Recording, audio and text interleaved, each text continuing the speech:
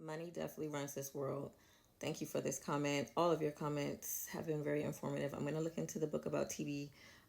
It runs the world, but I wish it doesn't, because there was a point in time where it didn't, where patience came before profits. And I just wish we can get back to that at the end of the day. And you mentioned Aramark, which I actually have heard of. I heard of stories about prisons having the food having like maggots and mold and stuff. They've been sued numerous times, which I just looked into. I'm still perplexed as to why corporations still source from them.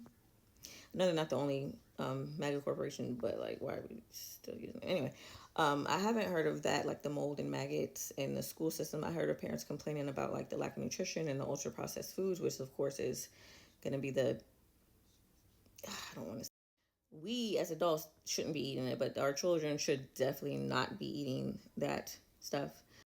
I am really big on allowing my daughter to make choices, so she's well aware of the food that we have, the options that we have, and what's good and bad. And so I never want her to be one of those kids like looking at other kids with envy, like, oh, I wish I could eat that, do that. So I allowed her to try it.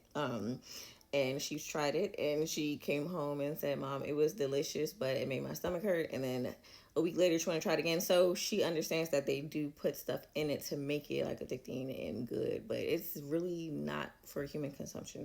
None of that stuff is. But I do understand that there's some families that can't afford to pack lunch every day. So it's really, it's just a wicked world, and it's just sad. But anyway, I'm getting off topic as I always do. Thank you for your comment. Yeah, have a blessed one, and thank you for sharing your perspective as a ICU nurse. Shout out to y'all. We definitely need y'all. So thank you for the work that you do.